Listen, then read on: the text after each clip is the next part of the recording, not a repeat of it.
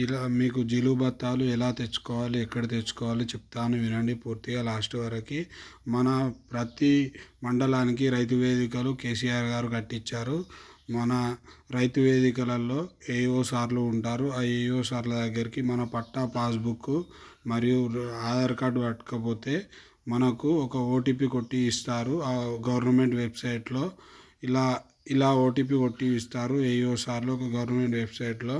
అది తీసుకొని వెళ్ళి మనం దగ్గరలో ఉన్న ఫర్టిలైజర్ షాప్లో వాళ్ళు చెప్పిన కాడ తీసుకోవాలి. ఇలా వాళ్ళు ఒక స్లిప్ రాసి ఇస్తారు. అవి తీసుకొని మనం అక్కడ జిలుగు బత్తాలు తీసుకొని రావాలి. జిలుగు బత్తాలు తీసుకొని మన విలేజ్లోకి రావాలి. ఇలా జిలుగు బత్తాలు ఇలా ఉంటాయి చూడండి. ఒక బత్త వచ్చేసి 4130 రూపాయలు, మనకు సబ్సిడీ రూపంలో 2138 రూపాయలు. ఆడవాళ్ళు 2150 రూపాయలు తీసుకుంటారు లేబర్ ఛార్జ్ తోటి. ఇలా చల్లుకోవాలి. ఒక ఎకరాన మనకి 10 కిలోలు మాత్రమే చల్లుకోవాలి. అలా అయితే బాగా దిగుబడి వస్తుంది మన పంటకి. మన పెంట లేని వాళ్ళకి చాలా ఉపయోగం.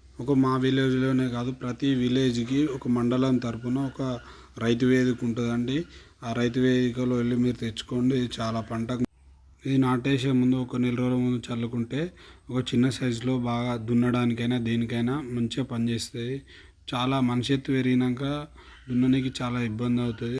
అలా చల్లుకున్న తర్వాత వాటర్ పెట్టుకోవాలండి. వాటర్ పెట్టుకుంటే మనకు ఒక 3 డేస్లో మొలకెత్తుతాయి. అది చూడండి. మళ్ళీ 2-3 డేస్ తర్వాత మళ్ళీ పెట్టుకోవాలి. ఇలాంటి మీకు యూస్ఫుల్ వీడియోస్ మరెన్నో నేను అందించాలంటే మా ఛానల్ని లైక్ చేసి, సబ్స్క్రైబ్ చేసి, బెల్ ఐకాన్ని కొట్టి ఉండాలండి. నేను మీ Bojjam Chandu. Thank you everyone.